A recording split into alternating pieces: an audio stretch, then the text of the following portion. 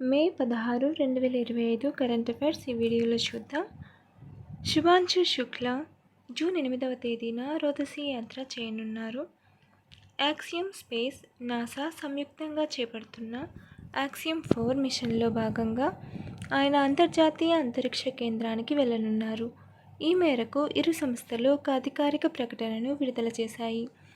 వాస్తవానికి ఈ ప్రయోగం మే 29న జరగాల్సి ఉండగా కొన్ని సాంకేతిక కారణాల వల్ల వాయిదా పడింది. ప్రస్తుతం ఈ మిషన్ వచ్చే నెల జూన్ 8న నిర్వహించబడుతుందని ప్రకటించారు. భారత కాలమానం ప్రకారం జూన్ 8వ తేదీ సాయంత్రం 6:41 అమెరికాలోని ఫ్లోరిడాలోని కెనడీ అంతరిక్ష కేంద్రం నుంచి స్పేస్ ఎక్స్ యొక్క డ్రాగన్ వ్యోమనౌక ద్వారా శుభాంశు శుక్లా రోదసిలోకి ప్రవేశించనున్నారు. ఇండియా-యూకే ఎఫ్టీఏ, ఇండియా-యూకే ద్వైపాక్షిక వాణిజ్యాల లోటుపాట్లు. ఈ నేపథ్యంలో ద్వైపాక్షిక వాణిజ్య ఒప్పందాలతో ఇండియాకు జరిగిన మేలెంతో లోటెంతో సమీక్షించుకోవడం అవసరం. ఏదైనా రెండు దేశాల మధ్య జరిగే స్వేచ్ఛా వాణిజ్య ఒప్పందం, సమగ్ర ఆర్థిక భాగస్వామ్య ఒప్పందాన్ని ద్వైపాక్షిక వాణిజ్య ఒప్పందంగా భావిస్తాం. రెండు దేశాల మధ్య వాణిజ్యం, పెట్టుబడి, కార్యకలాపాలను ప్రోత్సహించడం లక్ష్యంగా వస్తు సేవల వినిమయానికి సంబంధించి ఈ ఒప్పందాలు జరుగుతాయి. దిగుమతి సుంకాలు, దిగుమతి కోటాలు, ఎగుమతులపై నియంత్రణ లాంటి వాణిజ్య అడ్డంకుల నిర్మూలనకు ఈ ఒప్పందాలు దోహదపడతాయి. ప్రపంచ వాణిజ్య సంస్థ గణాంకాల ప్రకారం 2024 సెప్టెంబర్ నాటికి ప్రపంచవ్యాప్తంగా 373 వాణిజ్య ఒప్పందాలపై సమగ్ర ఆర్థిక భాగస్వామ్య ఒప్పందాలు, సమగ్ర ఆర్థిక సహకార ఒప్పందాలు కలుపుకొని ఇండియా సంతకం చేసింది. దీనిలో ఎగుమతులు తక్కువ, దిగుమతులు ఎక్కువ. మార్కెట్ అందుబాటు పెంపు, ఎగుమతుల పెంపు ద్వారా అధిక వృద్ధి సాధన లక్ష్యంగా వివిధ దేశాలతో భారత్ ఈ ఒప్పందాలు కుదుర్చుకుంది. కానీ ఆ లక్ష్య సాధనలో ప్రతికూల మిశ్రమ పరిస్థితులను ఎదుర్కొంటుంది. వ్యవసాయం, తయారీ, సేవా రంగాలను పరిశీలించినప్పుడు ఆయా రంగాలకు సంబంధించి కొన్ని పరిశ్రమలు ప్రయోజనం పొందగా మిగిలిన రంగాలు అనేక సవాళ్లను ఎదుర్కొంటున్నాయి. వాణిజ్య ఒప్పందాల కారణంగా వాణిజ్య పరిమాణంలో పెరుగుదల ఏర్పడినప్పటికీ ఎగుమతులతో పోల్చినప్పుడు దిగుమతుల పరిమాణం పెరిగి భారత్కు సంబంధించి వాణిజ్య లోటు పెరిగింది. ఏషియాన్, ఇండియా మధ్య స్వేచ్ఛా వాణిజ్య ఒప్పందం తర్వాత ఆయా దేశాలకు సంబంధించి భారత్ వాణిజ్య లోటు 2011లో $7.5 బిలియన్ కాగా 2023లో $44 బిలియన్ పెరిగింది. దక్షిణ కొరియాతో ఒప్పందం జరిగే సమయంలో భారత్ వాణిజ్య లోటు $4 బిలియన్ కాగా ప్రస్తుతం $9 బిలియన్ పెరిగింది. ఇస్రో మే 18వ తేదీ ఉదయం 6:59 తిరుపతి జిల్లా శ్రీహరికోటలోని సతీష్ ధావన్ స్పేస్ సెంటర్ షార్ నుంచి PSLV C-61 వాహక నౌకను ప్రయోగించనుంది. ఈ ప్రయోగంలో రీసాట్-1B EOS-09 అనే అధునాతన ఎర్త్ అబ్జర్వేషన్ శాటిలైట్ను C-బ్యాండ్ సింథటిక్ అపర్చర్ రాడార్తో అమర్చిన PSLV వాహక నౌక ద్వారా భూమి యొక్క నిర్ణీత కక్షలోకి ప్రవేశపెట్టనున్నారు. ఈ ఉపగ్రహం రాత్రింబవళ్లు ఎటువంటి వాతావరణ పరిస్థితుల్లోనైనా భూమి ఉపరితలానికి సంబంధించి అధిక స్పష్టత గల చిత్రాలను అందించగలదు.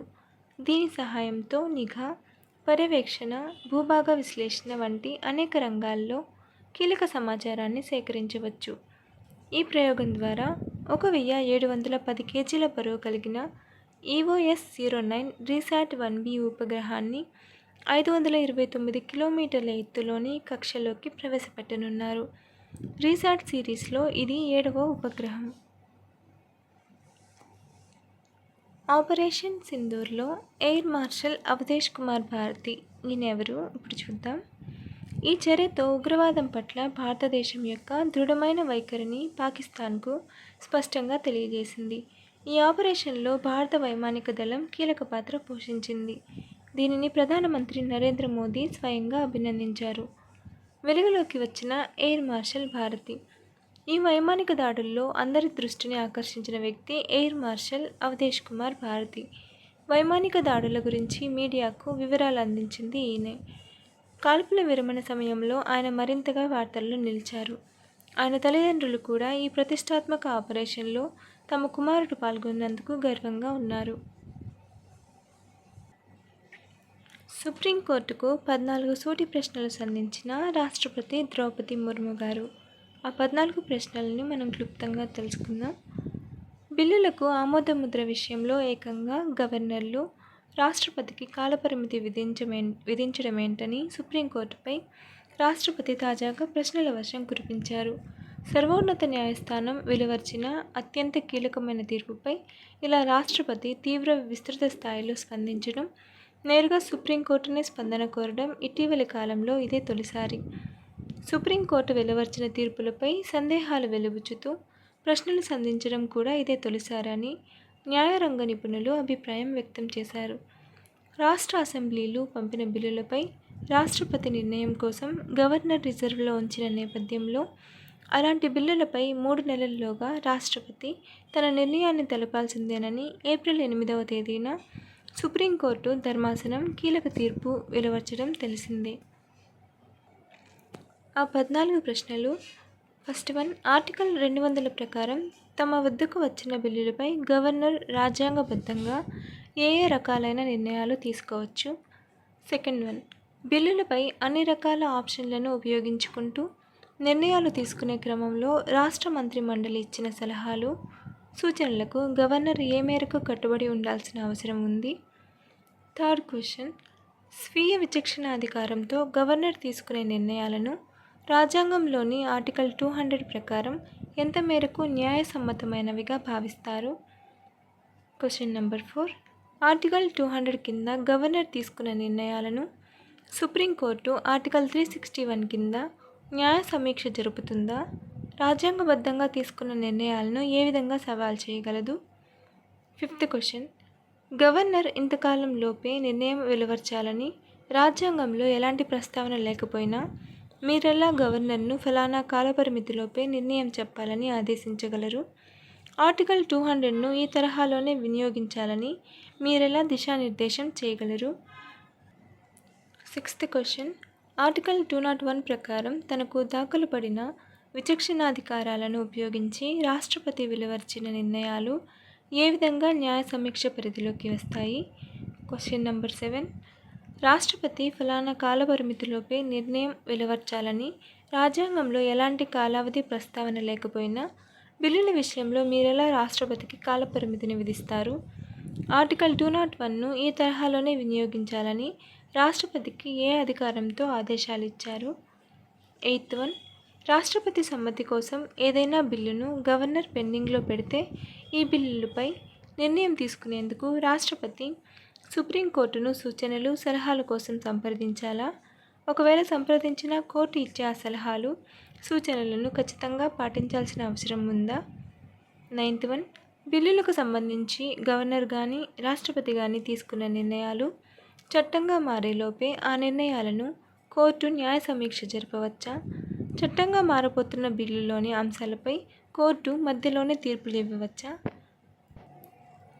టెన్త్ వన్, ఆర్టికల్ 142 ద్వారా తమకు దాఖలు పడిన అసాధారణ అధికారాలను ఉపయోగిస్తూ సుప్రీంకోర్టు అప్పటికే గవర్నర్లు లేదా రాష్ట్రపతి తీసుకున్న నిర్ణయాలు, ఉత్తర్వులు అమలు కాకుండా ప్రత్యామ్నాయ ఉత్తర్వులు లేదా తీర్పులు వెలువరించవచ్చా.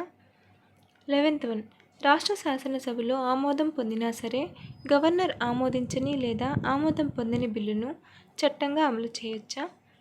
12th వన్, ఏదైనా చట్టం రాజ్యాంగానికి లోబడే ఉందా లేదా అని తేల్చి కనీసం 5 సభ్యులున్న రాజ్యాంగ ధర్మాసనానికి రిఫర్ చేయాలనే నిబంధనను సుప్రీం ఖచ్చితంగా అమలు చేయాల్సిన అవసరం లేదు కదా.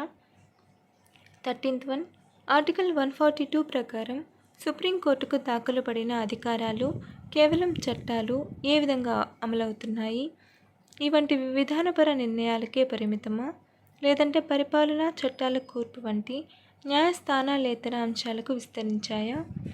14th వన్, సుప్రీంకోర్టుకు ఆర్టికల్ 131 కింద కాకుండా మరి ఏ ఇతర అధికరణం కింద రాష్ట్రాలు, కేంద్ర ప్రభుత్వం మధ్య నెలకొన్న వివాదాలను పరిష్కరించే అధికారం ఉందా. ఈ 14 క్వశ్చన్స్ రాష్ట్రపతి ద్రౌపది ముర్ము గారు సుప్రీంకోర్టును అడిగారు. Follow for more videos.